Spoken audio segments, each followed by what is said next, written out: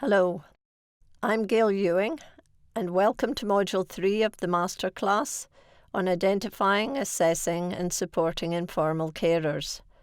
This module is about enabling practices to become carer-ready.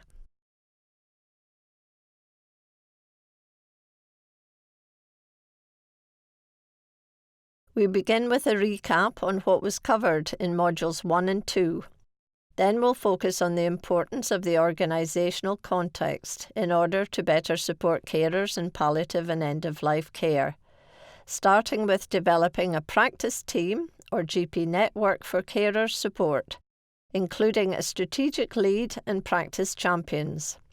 Then we'll go on to looking at the planning process and communication pathways. We'll finish with the learning points to take away from the module.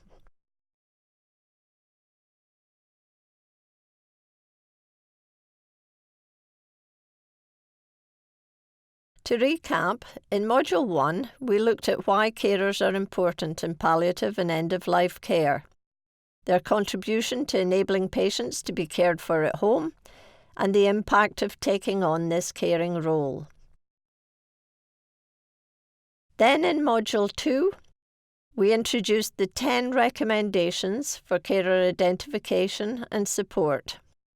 The focus was on getting practices started, and we looked at 3 core recommendations on identification of carers, considering carer data to be collected, and carer records.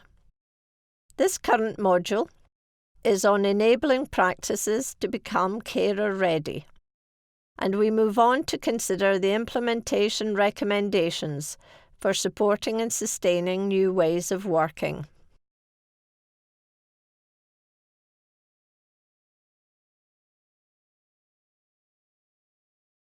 The implementation recommendations focus on the practice context for supporting carers, and in this module we'll look at how practices can put these into action to better deliver carer support. We will look at 3 of these in detail: leadership, champions, and communication pathways. The remaining 3 principles of capacity, training, and monitoring are included in planning processes for carer support.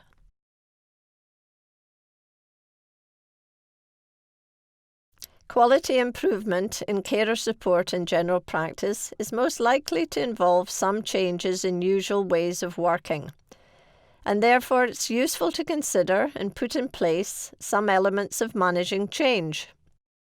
We know that this will facilitate the improvement process. Most of us are comfortable with our current ways of working and could be reluctant to make changes. Taking steps to support and involve staff in the changes planned can go a long way to minimising resistance. If your practice already uses some change management strategies when implementing new ways of working, it can be helpful to revisit these in the context of making improvements in carer support. In change management generally, we know that taking a planned approach is more likely to ensure that the change is adopted and embedded in practice, and this has been borne out in our work on implementing carer support. Now we're going to look at some different issues to consider, beginning with who is going to be involved in the improvement project. Introducing any change in practice is best achieved with the involvement of more than one person, and from our implementation studies, we know that organisations that had a dedicated team were more successful in adoption and embedding carer assessment and support. Exactly who will be involved will depend on your individual practices and your goals for quality improvement. You may want to consider having a core team for carers within your individual practice or one within the broader GP network. Consistent approaches to identifying, assessing and supporting carers for most practices will represent a practice change, and so needs a dedicated lead position for carers. A person or persons able to provide a wider strategic view of how the practice might work with carers in palliative and end-of-life care, determining what changes will be made. Someone with the authority to put in place any conditions that better enable staff to identify and support carers. A lead to drive the improvement project forward, who is able to initiate changes in the practice approach to identifying and supporting carers, but also able to sustain those changes in the longer term. Reviewing progress, listening to staff who are delivering the changes, getting their feedback and working out how to improve. Which people are best able to take on a designated lead role? That will depend on how leadership and decision-making is normally achieved within the practice, and whether you want to go forward with the improvement initiative as a single practice or as part of a GP network. It's well worth considering involving more than one person, sharing the role in order to spread the load in the short term. But this will also increase sustainability longer term. Beyond the leads for carer support within the practice or GP network, who else might be on the practice team?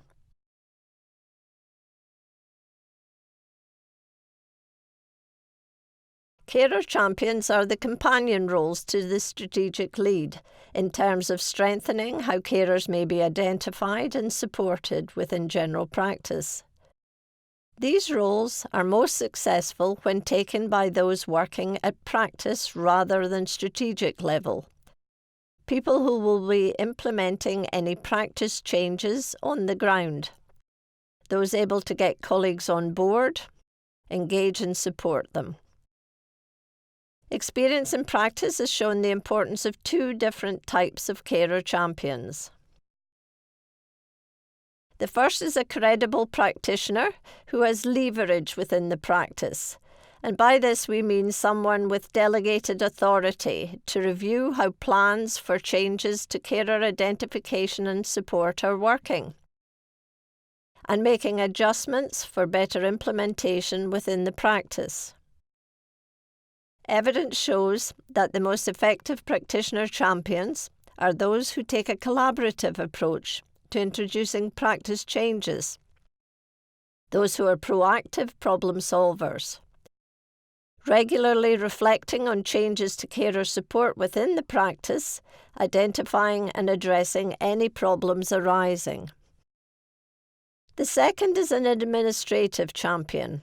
Having administrative support for the project team can greatly assist with recording the improved processes of carer identification and support. Most often, this will be a member of the non-clinical staff, but this will also depend on the goals for carer support set by the practice. Practitioner champion roles can be wide-ranging. The suggestions we give here are based on experiences of different implementation teams. What you decide to put in place will depend on the extent of carer identification and support already in place in your practice. Practitioner champions are well placed for raising carer awareness within the practice. This can be for patients and carers, but also for practice staff. Some practitioners may wish to be involved in directly assessing and supporting current carers, providing a person-centred approach to assessment and support, as outlined in Module 4. Practice nurses, for instance, can be ideally placed to provide this more individualised approach to identifying carers' needs and providing more tailored support during a designated contact with the carer. Or, where resources are more limited, practitioner champions may be involved in signposting carers to support services and resources beyond the practice itself. And finally, they may wish to take on a role in identifying and supporting bereaved carers. There is a range of roles an administrative champion may take on to support the wider project team. These are just some suggestions, and again, what you put in place will depend on the goals you set for the practice and the level of carer identification and support already in place.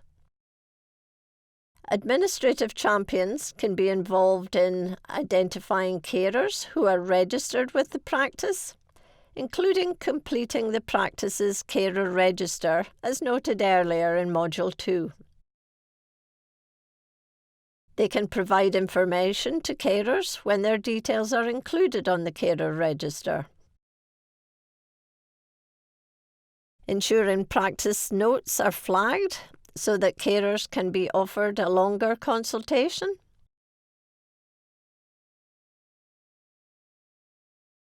Or they can be involved in developing a bank of local resources for carer support to assist with signposting of carers to support services and resources beyond the practice itself.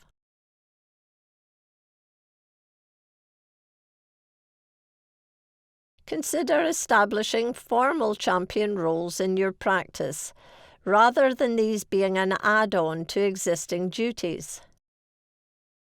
Champions need dedicated time to deliver their role and achieve goals for improved carer support. This is about investment in the role of the carer champion, which may involve training to develop expertise. There are some practical considerations in ensuring that these are recognised roles within the practice. This doesn't always happen, and our studies have highlighted concerns about this. A stakeholder explained, "I think sometimes it's seen as a bit of an easy option, or just find someone in the surgery who can be a carer's champion. They're not paid any extra for it, it's just yet another thing for them to do." In this type of context, the champions are highly unlikely to deliver a change in carer support within the practice. But it's also about having procedures and resources associated with the role itself, rather than being dependent on an individual. So these are retained within the practice, even if the post holder moves on. To explain further, in some of our studies, practitioner champions were heavily invested in carer assessment and support as individuals. It was a special interest for them. And while this worked really well in terms of getting carer assessment and support initially adopted into practice, when they moved on from the organisation, this resource moved on with them, making it much more difficult to sustain the change in carer support in practice.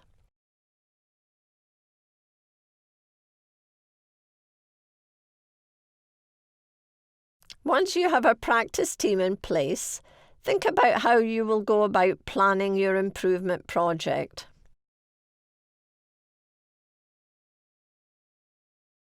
A good place to start is understanding what your practice currently does in terms of supporting carers.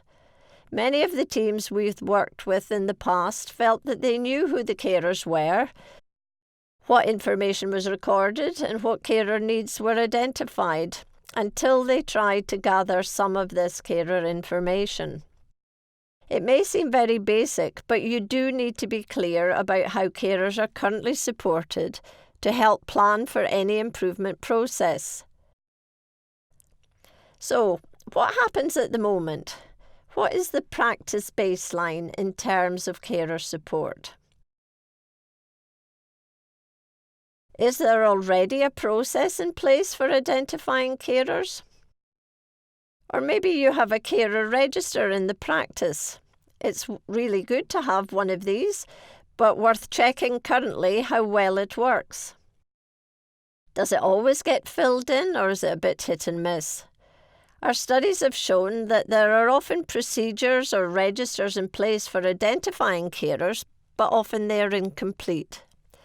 Consistency is key. Without a systematic, consistent process for carer identification, practices will be hindered in delivering consistent carer support. How are carers supported in your practice, both current and bereaved carers? Do practice staff see this as part of their role? If so, who does it, and is it done regularly? How are carer needs identified and addressed? Is support provided, recorded, and reviewed? It's important to think about how you might gather information on these processes. Our previous experience has shown that it's really important to involve all staff within the practice to find out what they do currently in identifying and supporting carers. You can do this by having a discussion session at a practice meeting. This also ensures that all practitioners are aware of the improvement project and get a chance to express their views.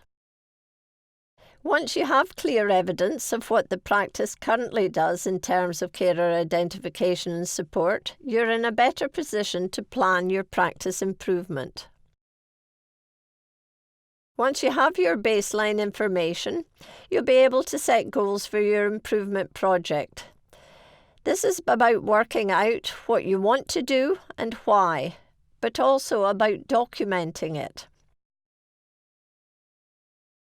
You may wish to consider using the SMART system to help set your goals. Specific rather than general goals are easier to address. You need to identify the area that needs improvement. For example, are you aiming to raise awareness about carers in the practice? Is your focus going to be on improving carer identification? Do you already do a lot of work signposting carers to support, but now want to adopt a more holistic assessment process to better tailor the support provided?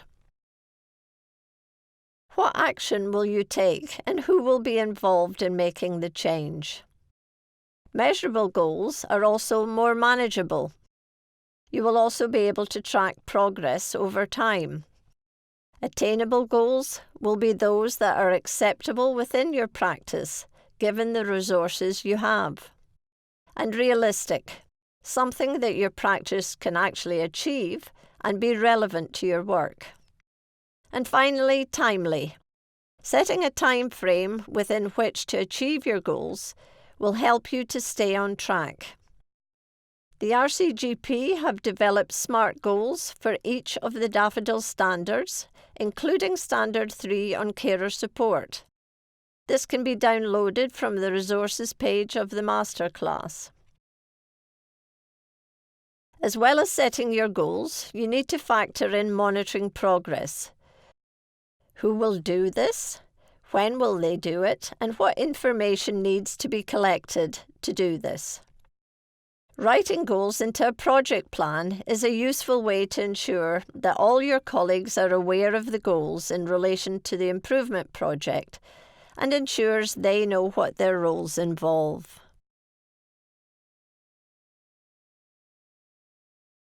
And these goals for improvement can form the starting point for a practice strategy for carers, which will demonstrate the practice's commitment to supporting the whole family in a palliative and end-of-life care context.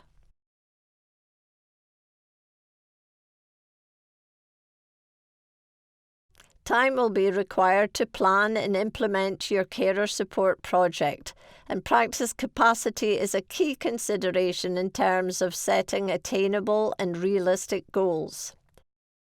You'll need to consider what time and staff availability you need to schedule to achieve these goals, and this will also depend on how much your goals for improvement differ from current practice. We've worked with many organisations on implementing person-centred carer assessment and support, and where teams collected baseline information on current practice, as we suggested earlier, they often identified that they were not routinely assessing carers, and so recognised that the new way of working was going to take more time in the first instance. But experienced practitioners also recognised that consistent assessment and support for carers has the potential to improve quality of care and outcomes for both carers and the patients they are caring for, by addressing support needs early and averting crises. This is about investing time and resources in the short term for later gains.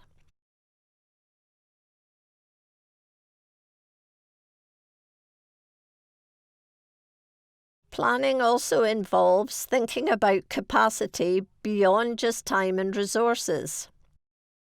Capacity also requires a considerable mind shift from a focus solely on patients in end-of-life care. A stakeholder in the organizational recommendation study summed this up.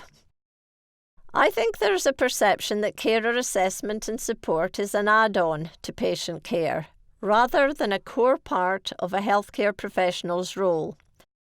Therefore, time and workload can be used as a reason that this isn't always completed. Leadership within the practice has a key role in determining whether carer support is to be core business and in formalising how this will be accomplished.